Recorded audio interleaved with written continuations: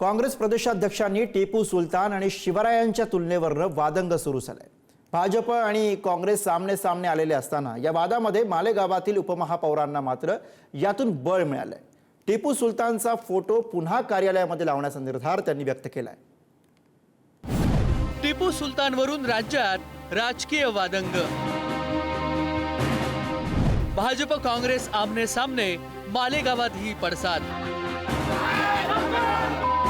मालेगावच्या उपमहापौर कार्यालयात पुन्हा लावणार फोटो। टिपूच्या नावानं भाजपच्या टिपऱ्या, संजय राऊतांचं टीकास्त्र। छत्रपती शिवाजी महाराजांचं शौर्य ज्या पद्धतीचं आहे आणि एक स्वराज्य नावाचा त्यांनी ज्या पद्धतीने एक विचार दिला आहे, अगदी त्यांच्याच मांडेआळीमध्ये त्यांच्यानंतर त्यांच्या बऱ्याच कालावधी लोटल्यानंतर त्यांचा आदर्श घेऊन टिपू सुलतान यांनी इंग्रजांच्या विरोधात कुठेतरी लढा पुकारला होता।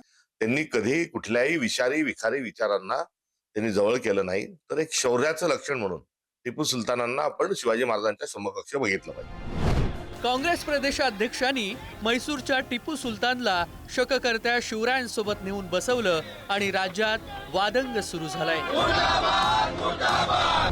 टिपूची तुलना शिवरायांशी करणाऱ्या सपकाळ यांनी माफी मागण्याची मागणी भाजपनं केली आहे। राज्यभरात हर्षवर्धन सपकाळ यांच्या विरोधात निदर्शनं सुरू झाली आहेत। पुण्यात भाजप आणि काँग्रेस कार्यकर्ते भिडले आणि मोठा राडा झाला। त्यांना लाज वाटली पाहिजे।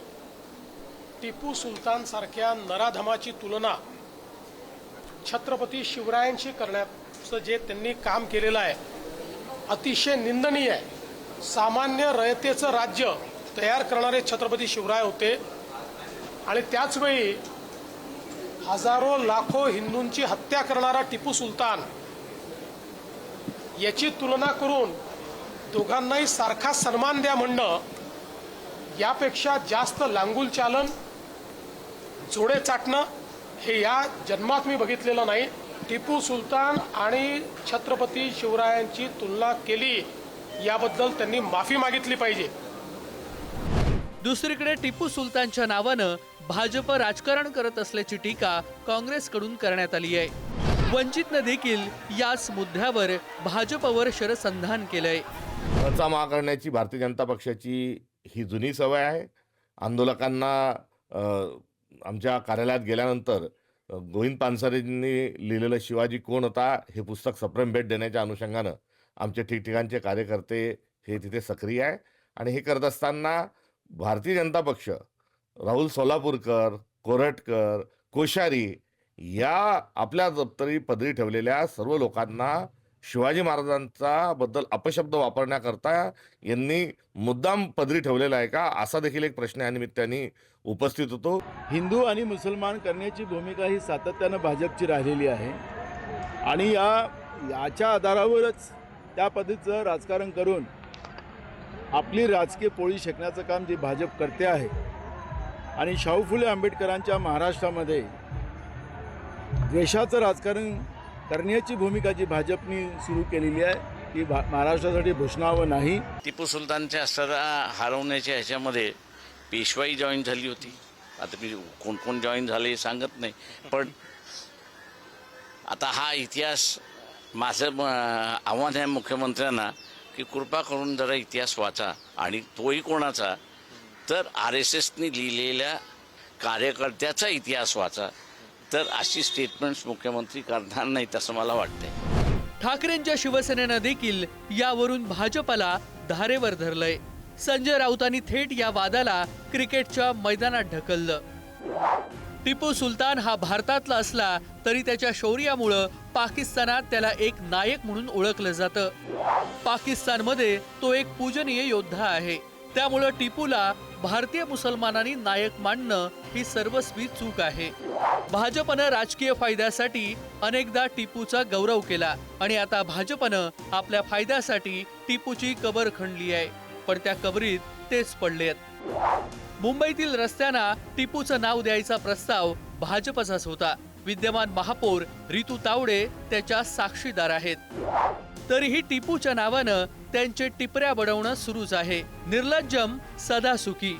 संजय राऊत यांच्या ह्या टीकेवर भाजपने देखील पलटवार केला. महापौर ऋतू तावडे, अमित साटम यांचं अनुमोदन आहे टिपू सुलतानच्या नावानं रस्ते आणि बगीच्याला नावं देण्यासंदर्भात. तेव्हा भारतीय जनता पक्षाने टिपू प्रकरणामध्ये आ बैल मुझे मार करू नये. टीपू सुल्तान की तुलना ये छत्रपति शिवाजी महाराज के साथ क्यों की, इसके ऊपर हर्षवर्धन सबका स्पष्टीकरण दे. नाक घिसकर वो सबसे पहले माफी मांगे, उसके बाद में बाकी सारे मुद्दों के ऊपर वो बोले. टीपू सुल्तान को हमारा कल भी विरोध था, आज भी विरोध है और कल भी विरोध रहेगा. उद्धवजी ठाकरे, तुमच्यामध्ये हिम्मत असेल, वंदनीय हिंदू हृदय सम्राट बाळासाहेब ठाकरे यांचा थोडासा विचार जरी तुमच्यामध्ये शिल्लक असेल तर काँग्रेसचा निषेध करा. हर्षवर्धन सपकाळाच्या फोटोला जोडे मारा आंदोलन करा. तुमच्यामध्ये ती धमक आहे का? ती धमक दाखवण्याची वेळ आहे. या सगळ्या वादाची सुरुवात झाली मालेगावातून. तिथे काँग्रेस आघाडीतल्या समाजवादी पक्षाच्या उपमहापौरानं दालनात टिपूचा फोटो लावलाय.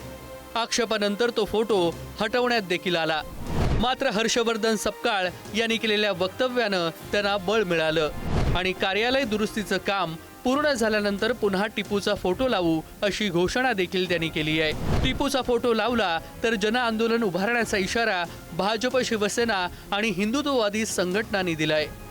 जहां मस्जिदों की हिफाजत की वहां मंदिरों की भी हिफाजत की. जहां मुसलमानों का सोचा वहां हिंदुओं का भी सोचा. जिन्होंने तालीम को आगे बढ़ाने के लिए कोशिश की वहां टीपू सुल्तान, हजरत टीपू सुल्तान की तस्वीर भी इंशाअल्लाह हमारे ऑफिस में आज रिपेयरिंग के बाद लगेगी. या बाईची बालिश बुद्धी दिसते. मला वाटतं एवढं पण कळत नाही त्याच्या की संविधानाने किंवा कायद्याच्या चौकटीत राहून आपल्याला लोकांनी जर निवडून दिलेले, तिथे जनाधार मिळालेला आहे, तर ती विकास करण्यासाठी तिला निवडून दिलेले आहे. सामाजिक तेढ निर्माण करण्याचा प्रयत्न जर कधी त्या करत असतील ना, तर भारतीय जनता पार्टीकडनं ह्या ठिकाणी जनआंदोलन उभं केलं जाईल. आणि हजारो हिंदूंची कत्ल करणारा, आमच्या आया बहिणींची आबरू लुटणारा हा टिप्या सैतान आणि याचा फोटो जर का हे असे अधिकारी शासकीय दालनांमध्ये जाहीरपणे अशा ठिकाणी लावून आम्हाला जर चितवण्याचं काम करणार असतील तर त्याच शिवपराक्रमाचा इतिहास, त्याची पुनरावृत्ती आम्हाला करावी लागेल. यातच अकोला महापालिकेत स्थायी समितीचे टिपू सुलतान सभागृह देखील चर्चेत आलंय. 2012 निवडणुकीत 73 सदस्य संख्या असलेल्या महापालिकेत भाजप आणि काँग्रेसचे 18 नगरसेवक विजयी झाले. स्पष्ट बहुमत कुठल्याही पक्षाकडे नव्हतं. महापौर पदाचं आरक्षण अनुसूचित जाती महिला प्रवर्गासाठी. विजय अग्रवाल यांच्याकडून भाजप विरोधात जात स्वतंत्र समिती स्थापन. काँग्रेस, वंचित, विजय अग्रवाल यांची समिती मिळून महापालिकेत सत्ता स्थापन झाली. 20 जून 2012ला स्थायी समिती सभागृहाला शहीद वतन हजरत टिपू सुलतान नाव देण्याचा ठराव करण्यात आला. ठरावाचे सूचक विजय अग्रवाल. मोठा वाद. कालांतरानं विजय अग्रवाल भाजपमध्ये परतले. या सभागृहाच्या नावावरून काँग्रेसनं भाजपाला लक्ष्य केलंय, तर हे सर्व काँग्रेसचं काम असल्याचं प्रत्युत्तर भाजपनं दिलंय. त्यांनी माझं नाव त्या सूचकामध्ये टाकलं. मी असा कोणताही ठराव मांडला नाही किंवा असं कोणतंही माझं त्याला समर्थन नाही. त्याला त्यावेळेस माझा विरोध होता, आजही माझा त्याला विरोध आहे. टिपू सुलतानचा हा वाद लवकर संपेल असं तुर्तास तरी दिसत नाहीये. सत्ताधारी आणि विरोधक दोघंही या मुद्द्यावरून ध्रुवीकरणाचं राजकारण करताना पाहायला मिळत आहेत. या वादाचे पडसाद महाराष्ट्रात येत्या काळात काय उमटणार हे पाहावं लागणार आहे. टिपू सारख्या वादग्रस्त इतिहास असणाऱ्या व्यक्तीला थेट शिवरायांच्या पंक्तीत बसवणं सामान्य मराठी मनाला पटण्याची शक्यता कमीच आहे. याचा विचार आपले राजकारणी करतील अशी आशा. ब्युरो रिपोर्ट, पुढारी न्यूज, मुंबई.